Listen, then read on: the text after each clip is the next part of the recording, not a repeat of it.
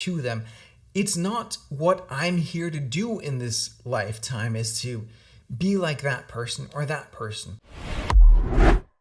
It's so easy these days to just look at other people and look at how much fun they're having and how gorgeous they look and how exciting their life is and be super envious and feel bad, right? And even like start criticizing yourself. Like, why aren't I more successful? Why aren't I better?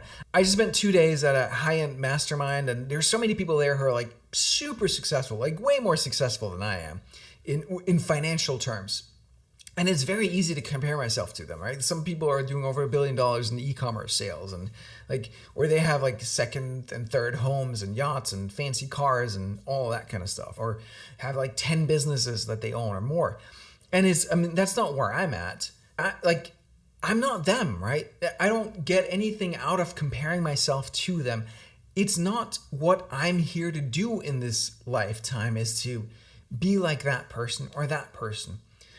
My value, a huge part of my value comes from all the crap that I've been through, that I've overcome, all the pain and all the suffering and all the insecurities and all the trauma and all that stuff that I've overcome. That's what I've spent a huge chunk of the past 2 decades of my life doing, is doing that work.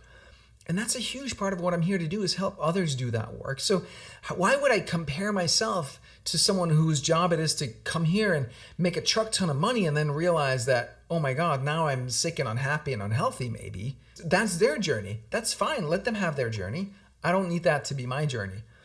I was in Miami just last week, and my wife and I were hanging out around the pool, and there's this woman who's there with her son, and she's sitting on one of these day beds by the pool, and she's taking selfies with her phone, and you can just see how she sits up nice, good posture, sucks in the belly, like puffs up her boobs, and like they tilts the head just right. And she spent like 10-15 minutes doing this, and then immediately, as once she had a picture she was happy with, you could see her entire posture just go like onk.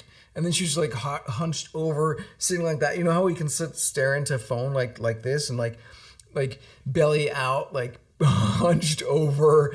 And then she was like posting, writing the copy, all of that, right? And then he was like, she wasn't quite happy with the photo, so she went back in there and tighten up the belly, push out the boat, all adjusting the bra so it's like shows her off just right. That's what you see on the internet, right? We all know this. And yet we keep falling for it because it's such a deep conditioning in us that we see other people and we compare ourselves to that. So you just have to remind yourself, their journey is not my journey. It has nothing to do with me. And what they're presenting out there is not their reality. It's what they want you to see, right?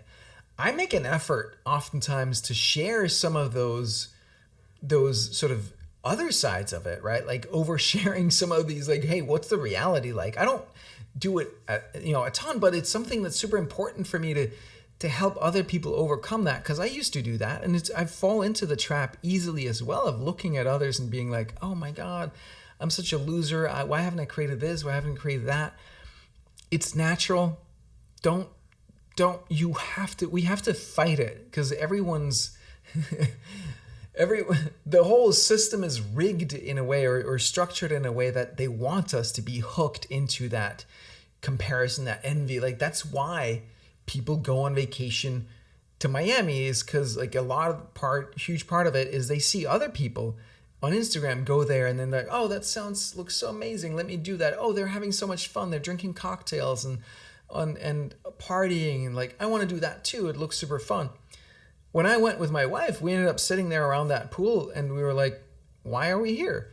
I love my work. I love working with my team and working with my customers and just getting to work every day, showing up, exercising, all of the things that I do. I love my daily experience.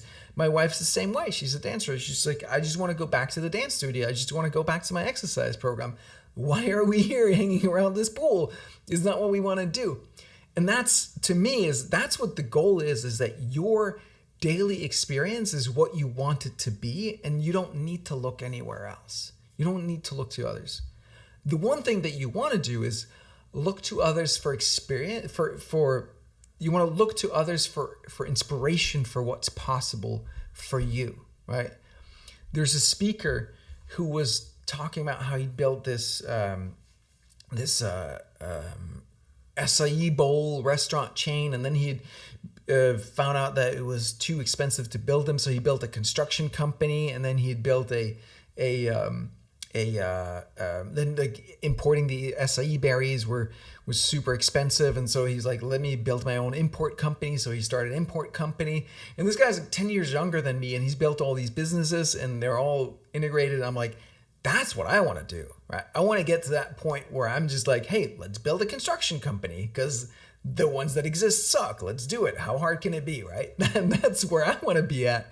And it was super inspiring for me to see someone who's living that in the flesh, who's actually doing it. It doesn't make me compare myself and feel bad. It makes me feel liberated and inspired. That's how you want to use it. And here's my superpowered technique to really get the most juice out of an experience like that is I look at that guy, I hear what he's saying, I imagine myself doing the same, right? Oh, what would it like? And then like I see this business opportunity. I'm like, all right, let me build a business like that. Let me build a business like that. Imagine what that's like and what it would feel like to operate at that level. And then I notice what happens, the sensation in my body of what that does and where I'm clinging, where I'm scared of taking risk, where I'm holding on because I'm nervous about what would happen if I became that big, that successful, if life became that easy and flowing and full of excitement and passion and love and joy. Like, there is a reason we're not there. There is a reason our lives are not at the level that we dream of, or there's a reason our lives is at the level that they're at. It's because we're committed to that. We're holding on to that. So take in those experiences. Like you see someone on a private jet or on a yacht or Branson with his private island and all that. And then you're like, what would that feel like? Who would I have to become in order to have that experience? And where is it I'm currently resisting that? Own the fact that you are. And then just allow yourself gently, compassionately to open up to what that might be like. And then it'll come. That's the important work, is like you need to enable that stuff inside of you, because otherwise it'll never happen. You'll just keep banging up against